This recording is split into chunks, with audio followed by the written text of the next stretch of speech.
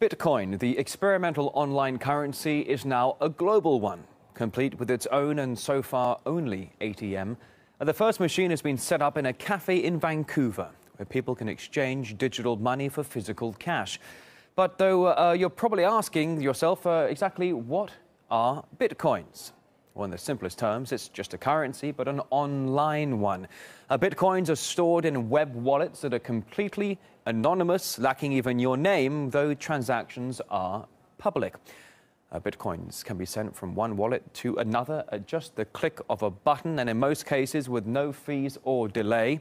The system bypasses banks, middlemen and governments. What's more, Bitcoins can be easily sold for any currency available, whether that be in dollars or euros. I suppose the downside being that the exchange rates do tend to be fairly volatile. Finally, though, where do they come from? The process is called Bitcoin mining and consists of computers running special programs to generate a steady flow of currency. Jeffrey Albert Tucker from the Foundation for Economic Education, he calls the currency's rise simply spectacular. A year ago, this time, I thought it was insane. I mean, I thought, well, this is just another stupid technology. You know, they come along every few days and they flame out. So I'm a fairly recent convert. The more I look into it, the more confident I'm getting that the future of the world monetary system is cryptography and this kind of crypto market-based currency. It's quite spectacular. And I tell you, it only takes a few times using Bitcoin to realize this is incredibly easy. It's much, much easier than credit cards.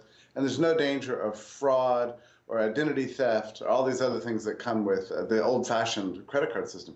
It's just a superior technology. And Bitcoin exchanges and brokers have popped up all over the world. Even China's largest search engine now accepts payments in the digital currency. And we were also told it could well become the dominant legal tender.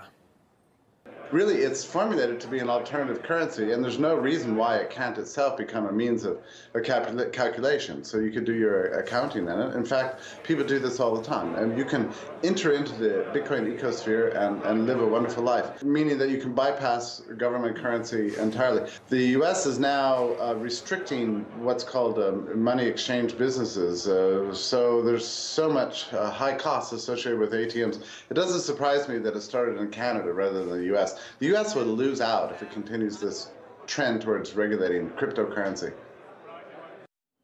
Now, it may be popular and in demand, but Bitcoin has had more than its fair share of controversy and turbulence.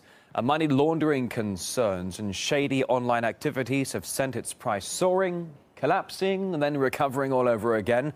And the latest incident saw an FBI raid on Silk Road. It's an online narcotics marketplace that dealt in Bitcoins. Mitchell Demeter, the chief Bitcoin officer at Bitcoiniacs, he talked to my colleague Kevin Owen. We've got anti-money laundering policy in place where we limit users to $3,000 per day. Every transaction you make is recorded on a public ledger. Your name isn't attached to it, but if somebody wants to find out who was making that transaction, it can be done. The Silk Road was a perfect example of that. They ended up shutting down the Silk Road, basically an eBay, a black market eBay. And they actually shut that down, which is actually a very good thing for the currency as a whole, as a lot of people associated Bitcoin just directly with the Silk Road. And so since it's been shut down, the currency did dip about 10% for about 12 hours. And since then, people have realized that it's not just about the black market, and it's actually a legitimate currency, and it's actually gone up about 100% since then.